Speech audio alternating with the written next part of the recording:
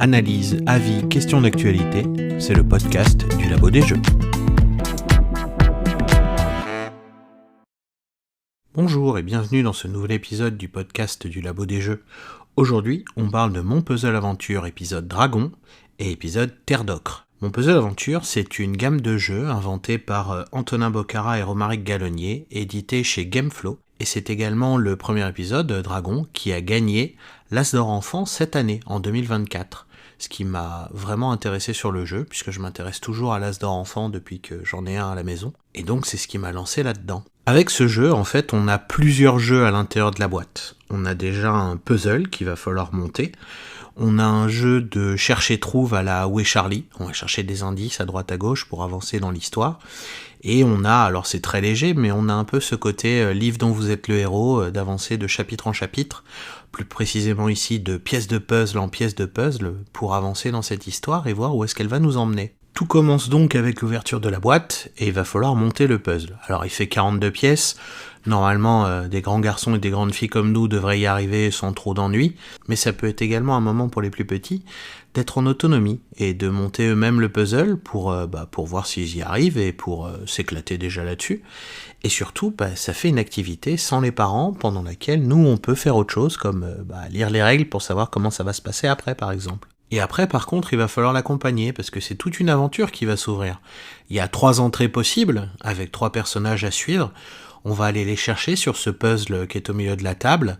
On retourne la pièce, qui nous raconte un petit bout de l'histoire, et qui nous dit surtout où est-ce qu'on va devoir aller se balader dans le puzzle pour avoir la suite. Et c'est parti pour une sorte d'Où est Charlie, un chercher-trouve, où il va falloir aller chercher le morceau suivant de l'histoire, puisqu'on est sur des pièces de puzzle, on est sur des morceaux, qu'on va également retourner, on aura la suite, et ainsi de suite, jusqu'à avoir le dénouement de cette histoire. Ce qui est génial, mécaniquement et physiquement parlant, c'est qu'au fur et à mesure, on prend une pièce, on lit ce qu'il y a au dos, et on la range dans la boîte du jeu, tout simplement.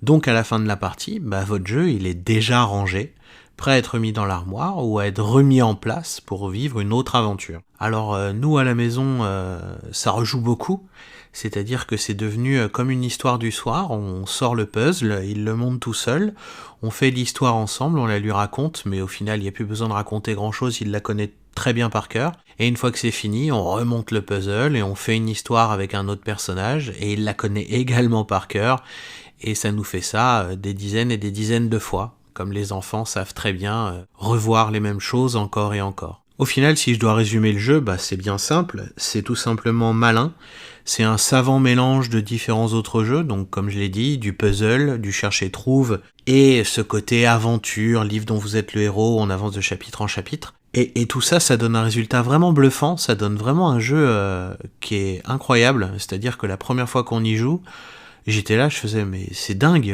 ça marche vraiment super bien, et à la fin tout est rangé, enfin, il n'y a plus rien à faire, c'est quand même assez fort quoi. Alors pour l'âge, il y a marqué 5 ans et plus, mais on peut commencer un petit peu avant quand même. Nous, on a commencé un peu avant. Bon, faudra accompagner le petit bout de chou, puisqu'il faudra lire l'aventure pour lui et tout ça, mais vu qu'elle est prenante cette aventure et qu'on la raconte comme une histoire, ça marche vraiment très très bien. En plus, on est sur un As d'Or qui devient une gamme de jeux, avec un deuxième épisode qui s'appelle Terre d'Ocre. Alors sur celui-là, je vous fais pas un résumé des règles, c'est bon, on a compris comment ça marche.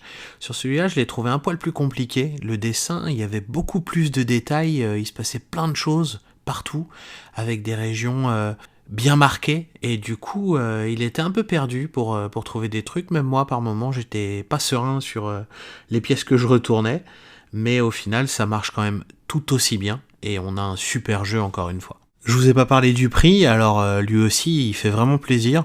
On est autour de 19 € la boîte, donc on est dans cette zone actuellement que recherchent les éditeurs, la zone entre 15 et 20 €.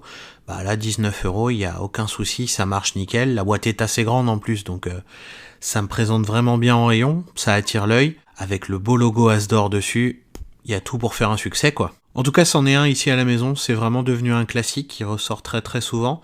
Le deuxième est arrivé assez vite derrière, et on passe de l'un à l'autre de temps en temps, enfin même très souvent, à la demande de l'enfant. Voilà, écoutez, je pense que j'ai fait le tour de la gamme et de ces 2 jeux, Mon Puzzle Aventure. J'espère que je vous ai donné envie de vous y intéresser. En tout cas, c'est tout pour moi. Je vous souhaite une très bonne journée, et à bientôt pour un nouvel épisode du podcast du Labo des Jeux.